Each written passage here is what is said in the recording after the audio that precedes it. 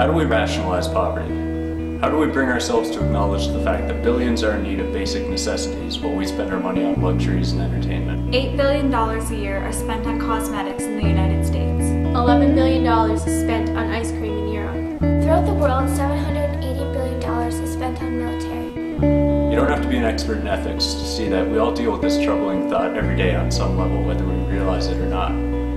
In its most basic form, the problem originates simply from an unwillingness to share. 1.1 billion people in developing countries have inadequate access to water, and 2.6 billion lack basic sanitation. 1.8 billion people who have access to water source within 1 kilometer, but not in their house or yard, consume around 20 liters per day. The highest average water use in the world is in the US at 600 liters a day. There's more than enough for everyone on Earth, yet things like starvation are a reality for millions. Add to that the other human complications: greed, corruption, war. At least 80% of humanity lives on less than $10 a day.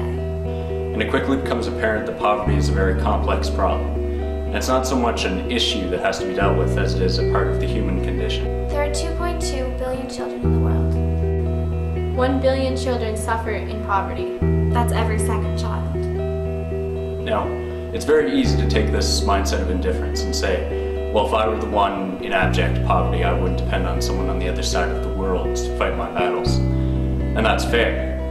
But we can't fool ourselves into thinking that poverty and its suffering are something that's permanent, or that they're going to fix themselves. They're not. 2.2 million children die each year because they are not immunized. Nor can we think that the big institutions, the UN, the World Bank, are the only ones capable of handling them. For centuries, we've tried numerous approaches to try and reduce this inequality in the distribution of resources, and yet we've never seemed to be able to get it right. Around 27 to 28% of children in developing countries are estimated to be underweight or stunted. That's because too many of these approaches have overestimated our capacity to cooperate for a greater cause, even if it means little or no self-gain. So really what the fight against poverty all boils down to is an individual struggle more than anything. You know, we can choose to accept the improbability of a solution and say we did our best, but poverty was just too big. It would only cost an additional $6 billion for basic education across the world. Or we can take a stand when it matters most and send the message that this is where it stopped. It would only cost an additional $9 billion for water and sanitation across the world. This is where the coexistence of gross luxury and absolute destitution ends.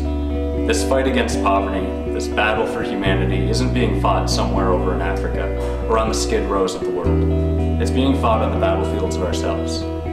It's up to every one of us, the individuals, whether this generation is able to make any substantial difference, or whether it just takes the same indifferent attitude and lets humanity starve. It would only cost an additional $13 billion for basic health and nutrition across the world.